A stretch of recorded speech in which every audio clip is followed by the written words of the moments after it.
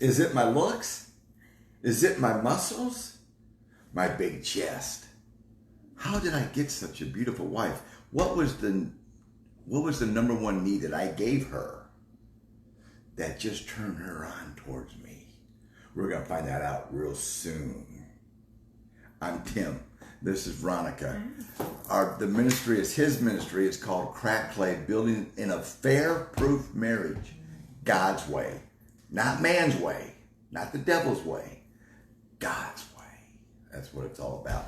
Sweetheart, so we had that affair. Mm-hmm. It was intimate conversation. Is that what it was? It wasn't my looks? Well. It wasn't that all the other needs you meant. That was just, I talked a lot. You listened to me, honey. You listened to me. I had 2 ears and 1 mouth, so you listened and you asked questions and you cared. You genuinely cared about. And people might want to know that, because when we go to a restaurant, I always bring up my trophy princess to the front door and let her go in. She prances in, and I go park the horse and buggy. And when they go in, all the guys are just looking at her, and then the girls are saying, he must have a hot husband too. She must have a hot husband too. And here I come. I see some disappointed faces, but anyway, I got this beautiful wife, and I love it. She's beautiful. I love it. But it's amazing how the first attraction started because of intimate conversation. Before we go there, every time, most of the times, my wife and I, and we're doing one again soon, we go to churches and stuff and do this Crack Clay ministry. I always read this from Galatians. Here we go. Galatians 5. I'll talk about this a little bit. But I say, walk by the Spirit, and you will not carry out the desire of the flesh. For the flesh sets its desire against the Spirit, and the Spirit against the flesh. For these are in opposition to one another, so that you may not do the things that you please. But if you are led by the Spirit, you are not under the law. But the deeds of the flesh are evident, which are immorality, impurity, sensuality, idolatry, sorcery, enmities, strife, jealousy, outbursts of anger, disputes, dissensions, factions, envy, drunkenness, carousing, and things like these, of which I forewarn you, just as I have forewarned you, that those who practice such things will not inherit the kingdom of God. But the contrast to God's way, the devil's way, is this. But the fruit of the Spirit is love, joy, peace, patience. We should do this first to our wife. Kindness, goodness, faithfulness, gentleness, self-control. Against such thing there is no law. Now these who belong to Jesus Christ and ask him into his heart and take up his cross and follow Jesus have crucified the flesh with its passions and desires. If we live by the Spirit, let us also walk by the Spirit. Let us not become boastful, challenging one another, envying one another. What a conflict between God's way and the world's way. Right, honey? Right, baby. Because marriage is brutal to selfishness. Mm-hmm. Who's the most selfish person in the world? The devil. And he wants you to be selfish. God wants us to be unselfish. So tell me a little bit more about this intimate conversation that just drove you wild, honey. Mm-hmm. Well, let me say, okay, if you haven't been with us before, we're doing His Needs, Her Needs. Right. It's the book we're presently in. So we have already done the first biggest need for men and women. We're starting the second one now. So the first thing she couldn't do without was affection. That does not lead to sex. And the first thing he couldn't do without was sex. All right. So now we're going to number 2. But while this may be the second usually ranked of needs from Mr. Harley's practice, it's number psychological 1. Practice, right. It is the most common need that's neglected in the home that drives a wife into the arms of another man, as happened here. All right. So what happens is when you're dating, Oh, you talk to her, don't We you? can't You get enough. You We talk. plan a date to go play tennis. We only say that so we can be with each other and talk. There were many times we did so much talking we forgot what we were doing because we just wanted to talk. And if it's a day you can't see each other, you talk on the phone for hours when you're dating, you text all night long, you just can't get enough of each other, and then you get married. And then he comes home from work and he sits in front of the television and he just wants to unwind and he doesn't want to talk to you. And then she's like, well, why doesn't my husband want to talk to me? And in his mind, I got her already. I did my job. I'm done. I'm married. Really? Right. So, and one of that in men, so women love to talk. You women, we know we're talky. If she lived in Florida, her tongue would be sunburned. I said many times. But men don't have that strong need for conversation that women do, right? So women enjoy conversation for the sake of conversation. Men do not. So, what? That's you, baby. Go ahead. Okay, so what many husbands fail to realize is that, so he feels like, well, now that we're married, I don't have to talk to her. Right. I mean, I already know everything about. I already know everything. I did He already my did job. all the exploring and learned everything about her before. My tongue is sunburned too. I did my job. Before he talked to her and trying to find out everything personal about her, trying to know how he could be attracted to her. Then afterwards, he's already got her. He's married her. He's proven he cares about her, right? I'm good. He's good. So he doesn't see any need in having a long conversation after marriage. But what he fails to understand is the intimate conversation, that very intimate conversation, long conversations that they had while dating is what triggered their feelings of love, her feeling of love for him. And by removing that intimate conversation from their daily lives, he is removing one of the most important sources of love units for her love bank. And he is at risk for losing her, because if you won't talk to your wife, there will be somebody who will. Especially her. Hello. So a woman wants to be with a man who deeply cares for her. Right. And one of the ways she perceives he expresses that caring is by listening to her. And when he listens to her, then she feels close to him.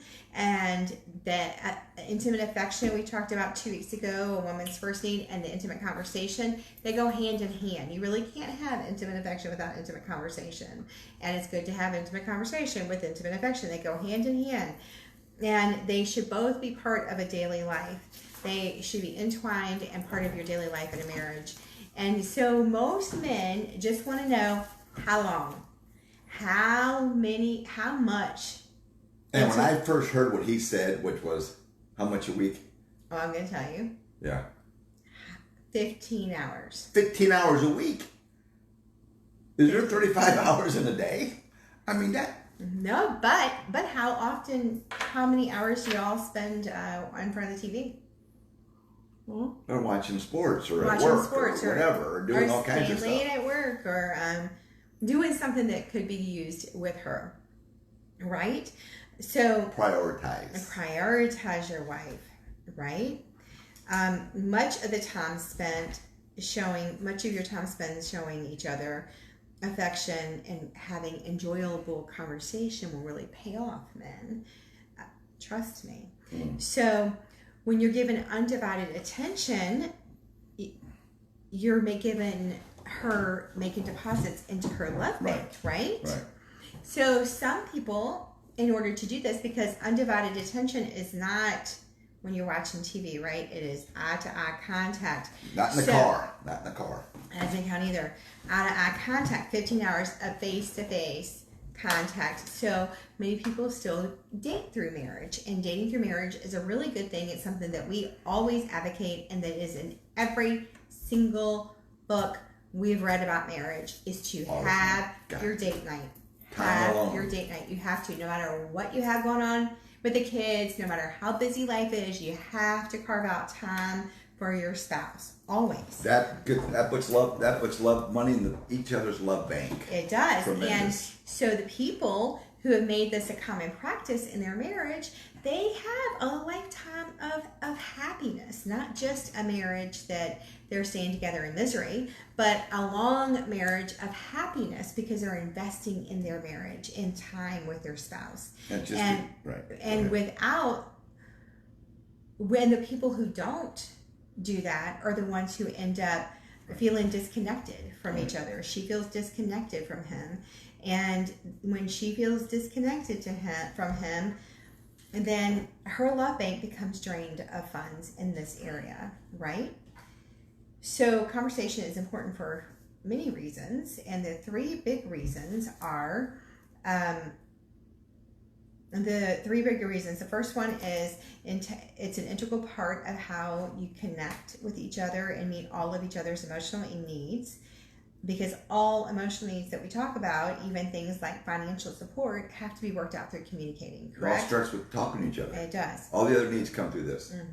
It starts here. The second reason is that it's necessary for everyday problem solving, right? You can't resolve conflict in your marriage if you can't talk about it. Okay, and men seem to understand that you need to talk to resolve problems because they don't have a problem coming to you if there's a problem with the checking account or something. They want to come talk about the problem. But we're gone. We definitely going to talk then. Then the third reason is... she spends more than you make. We got to have a talk. The third reason the conversation is important in marriage that most men have more trouble understanding, it's because it's just a basic emotional need for women. Women enjoy talking. And when we were reviewing this before and I was thinking about yesterday, I was with my girlfriends, right? In Richmond, in Hanover County. We were together celebrating a birthday, and we were like lifelong friends. Like the newest one of the four, the friendship is like 30 years of friendship, right? So we're lifelong friends. A whole lot longer now. And we were together 5 hours, and Tim's like, "Are you ready to go back to Lynchburg?" Well, we're not wrapping it up yet. And he's like, so in the car home, he's like, "So what's an average time?" So we've been married almost 4 years, and he's just... It's 6 hours. Women talk to women. Men rarely call up other men and say, "Hey man, what's going on? Catch me up on what's going on." We just don't do that. Rarely. We don't go to the bathroom with each other. Women go to bathrooms. She goes to the bathroom long enough. But with women... Well, and I'm telling you... We might be done eating by... The four of us, 5 hours we spent together, there was never... And I understand. I had a good time with my boy. But there was never a lull in the conversation. No. Never once did we have a lull in the conversation. AT&T, always talking and talking. Okay. I'm sorry. But, go ahead. But the, and there could be things that I was trying to say. You interrupted me. That's her need. You interrupted me. Sorry, go ahead. Which we're about to talk about, right? Yeah. So the thing that, and we probably, what I was trying to say is we never had a lull in the conversation, and there were probably things we wanted to say to each other that we later were like, "Oh yeah, I meant to tell them that." So it's just women love talking. Women love talking. And a woman wants you to talk to her about her personal feelings. She wants you to ask her about her personal feelings, her past experiences, present activities, her plans for the future. She wants an opportunity to express her concerns and to talk about her options. And if you do that, she won't be able to resist you. So the first emotional need met in most affairs, which is what Tim posted about a little bit ago, the very first emotional need met in most affairs is intimate conversation. Intimate conversation. The wife whose husband won't talk to her thinks that it's harmless for her to have a guy friend. And for her to talk to him instead, he's really gets her off my back. But what happens, and everybody thinks that, well, as long as they're faithful sexually, then it's that friendship. That friendship is safe. Wrong. It's not a problem. It's moral. But what happens is he's the one making the deposits in her love bank, not her husband, right?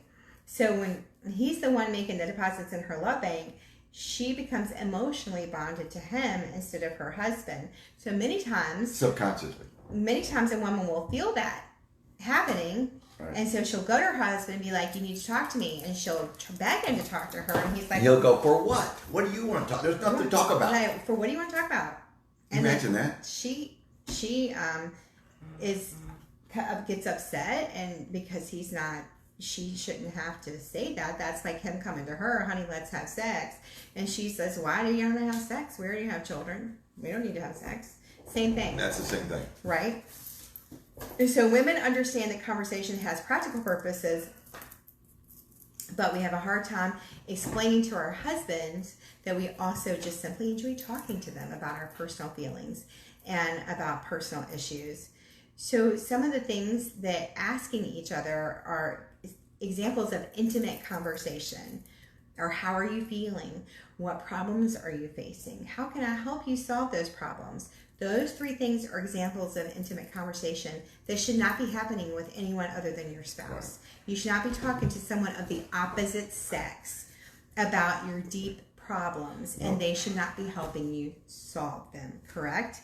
It leads to affairs when it's done outside of marriage with the opposite sex, and that we are proof. You're proof. We're proof of That's that. how the affair started. That's how our affair started, intimate conversation. So it focuses on what you're thinking, what you're feeling, and what you're doing. It's personal. What happens, though, with an affair is you're talking about your spouse, right? Well, we weren't really doing that at first. We were just having an intimate conversation.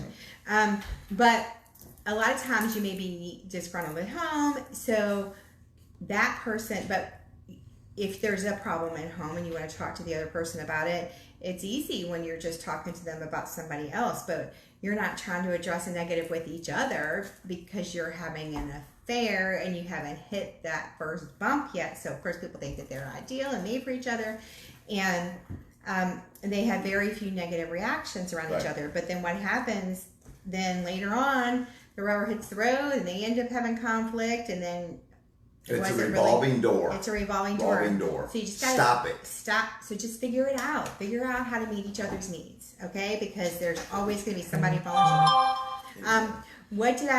So a good question to be asking, to ask your spouse at the end of the day is, what did I do to make you feel good today? And what did I do to make you feel bad? Because if you're doing something to make your spouse feel bad, if I'm doing something to make my spouse feel bad, I want to know. We want to know so that we can correct it, right? We don't know if we don't ask. And that is, so you have to ask the question, because a lot of times you can't work through your issues if you're not having these conversations. So here's some enemies of intimate conversation. One is making demands on your spouse. When you make a demand, you're telling your spouse that you don't care how they feel about it. You want it, that's all that matters. Their feelings are irrelevant. Demands give your spouse no right of refusal, and they destroy intimate conversation and withdraw love units. A better approach to a marital problem is, how do you feel about helping me with a problem I've been having?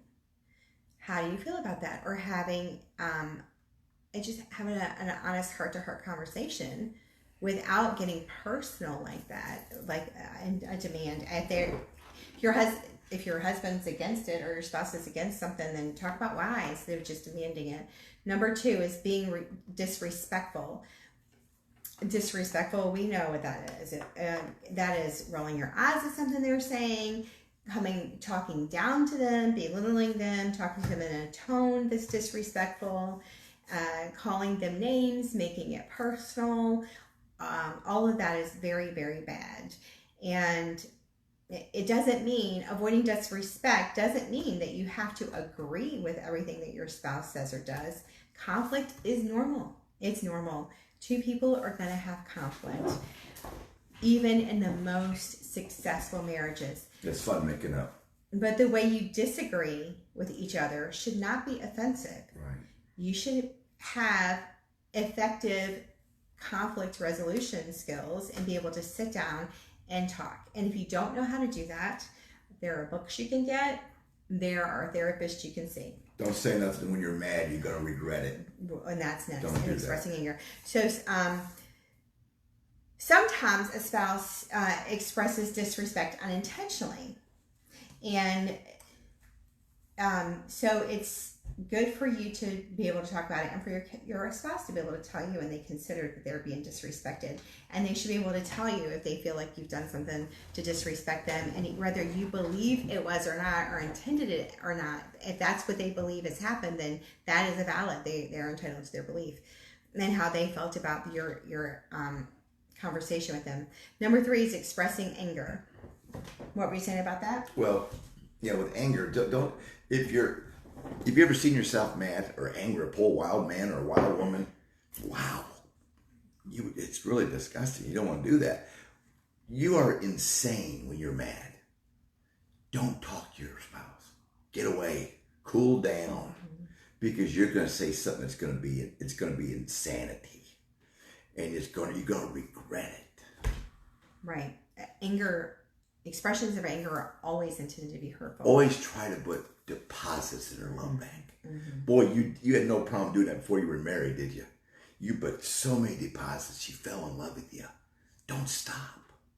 It's one thing to fall in love. It's one thing to stay in love. So do everything you can for your sweetheart to keep it up.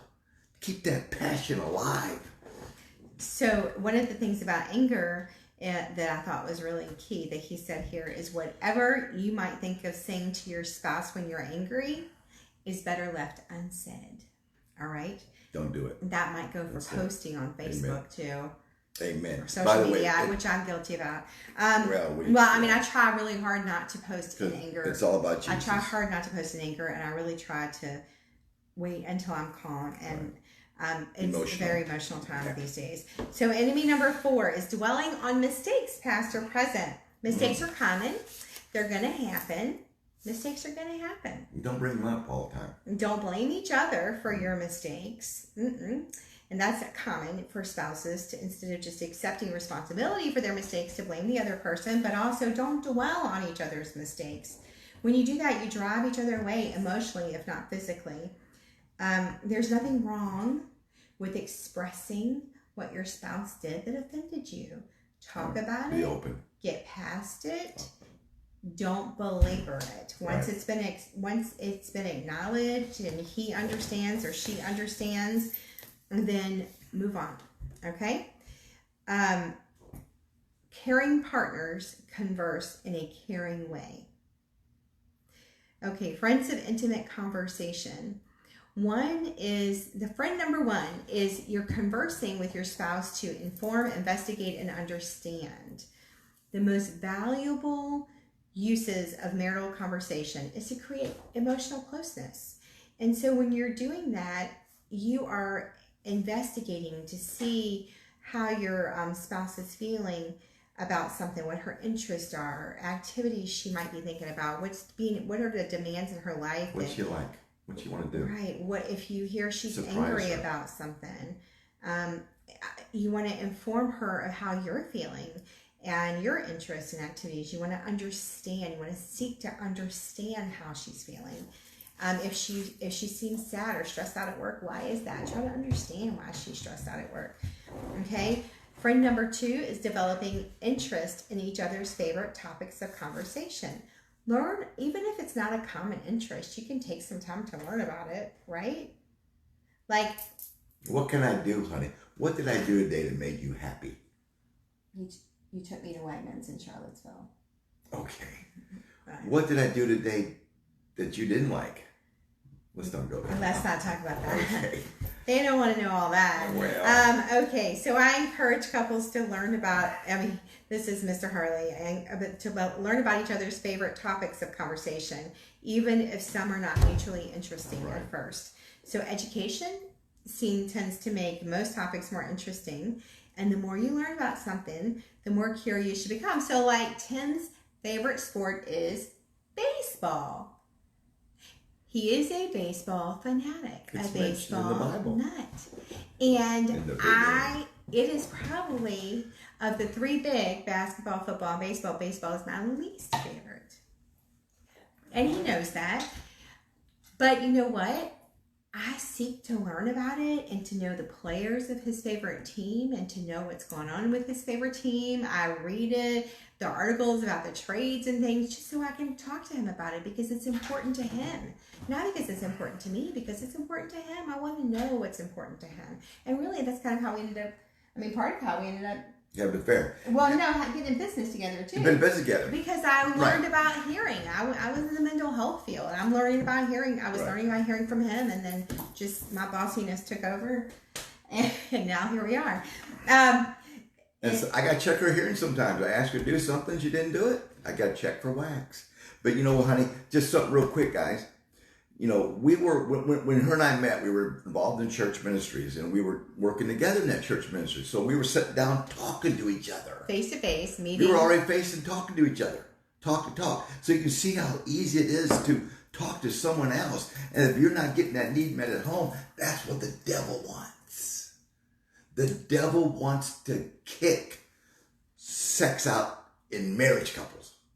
He wants to kick sex out of that bedroom. Because God made sex for married couples only. Only.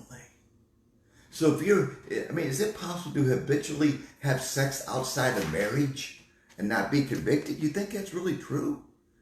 Can a person really be saved and have habitual sex outside of marriage, whether it's affair, fornication, whatever it is, and not be convicted by the Holy Spirit who lives inside of you? Okay, the number 3 friend to balancing the conversation is the number 3 friend to conversation is balancing the conversation. A lot of times, men maybe don't have the opportunity to talk, right? Because she does all the talking. Let him talk, ladies.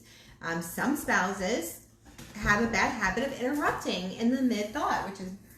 I just had an example of that a few minutes ago. I know. I was mid-thought. I'm guilty. But that's okay. I still love him. So as long as we're on camera, she's great. And by the way, one-on-one conversation, looking at them. They want you to look at them. That doesn't mean sex.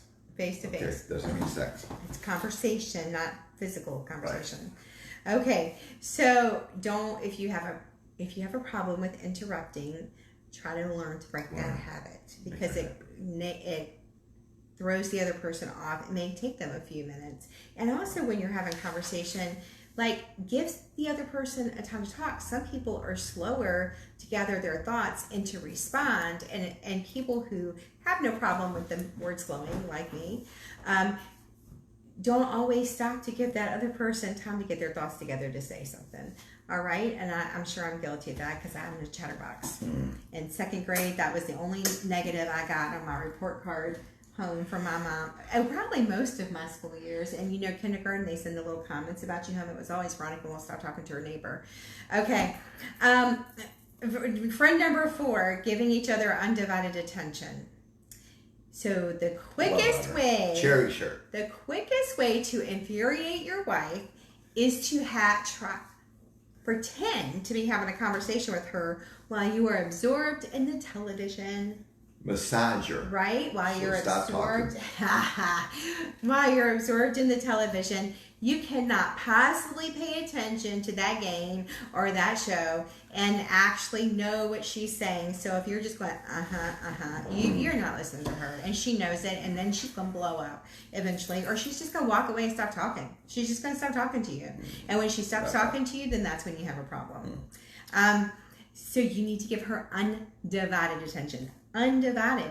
Like Tim just said, eye to eye contact, undivided attention. And that 15 hours, and wear your hearing aids. Listen. If you have children, that does not mean with all the children around pulling at your shirts, or that does not mean the family dinner does not count as part of that 15 hours. It's the 2 of you, undivided attention, face to face, 15 hours a week. Not a day, yeah. A week, yeah, a day would be a problem. Okay. So, and then sometimes some people have to travel for work, and that creates a problem for women. Sometimes it takes women longer to feel close they need it. They need that closeness, guys. Right. The closer she feels to you, the better. The more she knows you're thinking about her all the time, every time, the better. God first, spouse second. Men, God first, wife second. Cherish her, love her, pray with her, have devotions with her. Show her what it's like. Introduce her to, take her to church. Take her to church. Just don't, anytime, all the time. Love her. Work on that marriage. Kick the devil out of your marriage. Just one more thing about when the spouse has to travel. We are probably living in the most fortunate time for marriages about when a spouse has to travel, because we have video calling, right? That was not a thing in the past when people had to travel for work or for whatever. Now we can still talk to each other and look at each other on the phone. So when I have to travel for work, or Tim used to, our first year of marriage, he traveled every week for like the whole week. Right. And now sometimes I have to travel back to Richmond for a few overnights a week. And she won that same conversation every night in that phone, maybe 15 minutes. We had to sit there and talk. And so we still had a Zoom. We would have a video call. Do it for her. In the morning, we would still have our devotion. When one of us is out of town, we still do a video time with our devotion, and we still pray together. And then in the evening before bed, we still have a video call so we can see each other face to face and just talk about our day. And that is so important. Yeah, it's easy. It's easy to love someone that votes like you.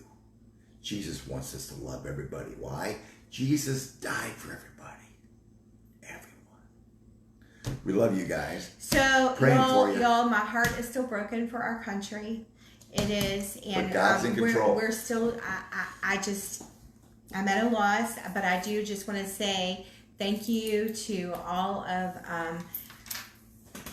that I still stand by what I said last week, that everybody just wants to be seen and heard. And as a parent, I raise my children to always defend people who can't defend themselves, because I have a very big voice, but never to do it in destruction. And I just want to thank our police officers and our first responders for all that they're doing to keep our communities safe. Pro-life. And we pray for you, and we appreciate Prayer you. requests, let us know. We'd love to pray for you. We love you guys. We're here for you. We love you guys. Do it God's way, not man's way. What a contrast between world and God. There's no hope in this world. Our only hope is in Jesus. Right. We love you. See you next week. We love you guys. Bye.